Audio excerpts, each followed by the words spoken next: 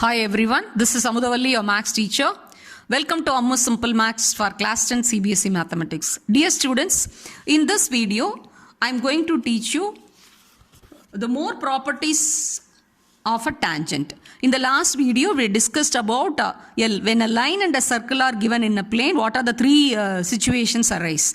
So one among is a tangent. When a line is touching a circle at a single point, when a line and a circle has a single common, one and only common point, then the line is called as tangent. And already I briefed you what the tangent means to touch. It is derived from the Latin word introduced by the Danish mathematician, that is Thomas Feinke, in the year 1583. So here the line AB is tangent to the circle, and the common point between the circle and the line is called point of contact. It is denoted here P. And see, a Q is any point given on the tangent, and the distance between P and Q is referred as length of the tangent. So AB is a tangent and P is the point of the contact, and this is the circle denoted by C with the center O and the radius R. This is radius R.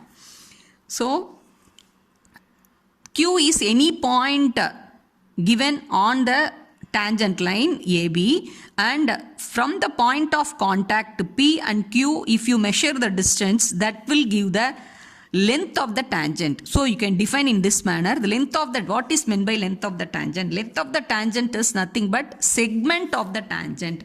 It is part of the tangent. Line segment means part of a line, like that. Length of the tangent means it is part or a portion or a segment of the tangent which is measured from point of contact, from the point of contact to any point given on the tangent. Here Q is a given point on the tangent and P is the point of contact of the tangent and the circle. So PQ is a distance that is denoted as length of the tangent. I hope you would have understood what is meant by tangent, point of contact and length of the tangent. Okay.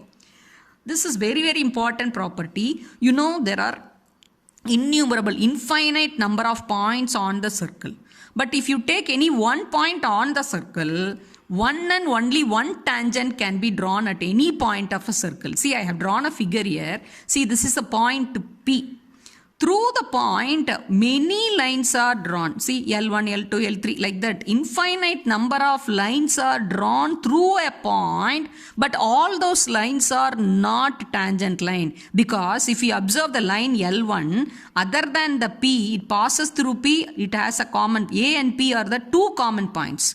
So, but what is the definition? According to the definition of the tangent, it touches the circle at only one point. So, whereas the line 1 has common points A and P, L2, it has common points B and P, L3 has common points C and P, and L4 has D and P, L5 E and P, and L6 have common points F and P, L7 has common points G and P.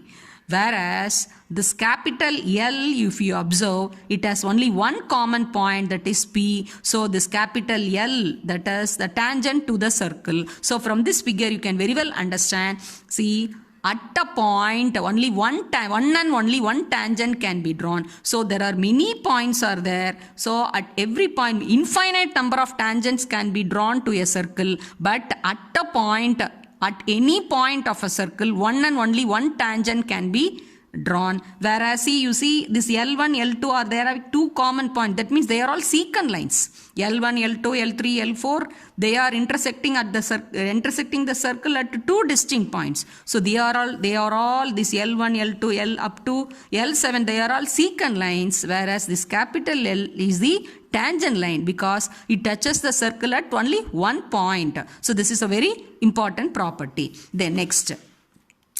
See, you can define a tangent as a special type of secant. See, this AB is a secant because it has two common endpoints. This is a secant, I have written here AB, and here I have drawn many parallel lines to the secant.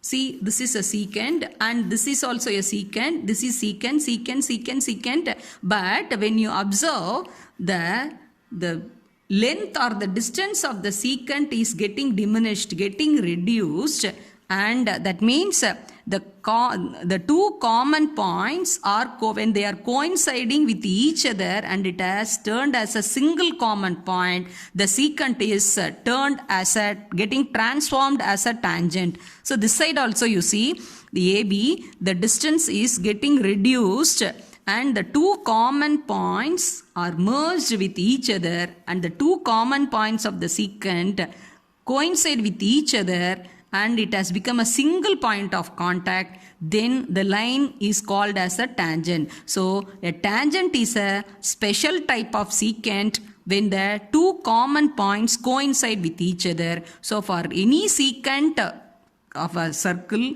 two parallel tangents can be drawn on the both the sides. See, if you same way, if you draw a circle here, if you draw a secant line like this, for this secant you can draw two parallel tangents on both the sides. So that's the maximum limit. You cannot draw more than two parallel tangents to a secant of a circle. So a tangent is a special type of secant when the two common points coincide with each other. This is another property. So this is a very, very important property. It is denoted as 10.1 theorem. A tangent to a circle, a tangent drawn to a circle is always perpendicular to the radius through the point of contact. You know what is meant by radius? Radius is a fixed distance. That is a line segment joining the center to any point on the circle. So at the point, see, this is OP is denoted as nothing but radius. P is the point of contact. This is the tangent line, and according to the property, this the tangent which touches the tangent is touching the circle at the point P, one and only one point. So through the point, this will be, the tangent will be perpendicular to the radius OP. So this I will upload as a separate video, the 10.1 theorem. This is also one of the important property. I hope what has been taught in this video you have understood. See, this is the introduction, tangent line, point of contact, length of the tangent, and at a point one and only one tangent can be drawn, and how a secant is getting transformed to tangent, that is explained through this. And this is 10.1 theorem, just I briefed. What does the theorem says? I hope you have understood. If you have any doubt, you can ask in the comment section. Thanks for watching.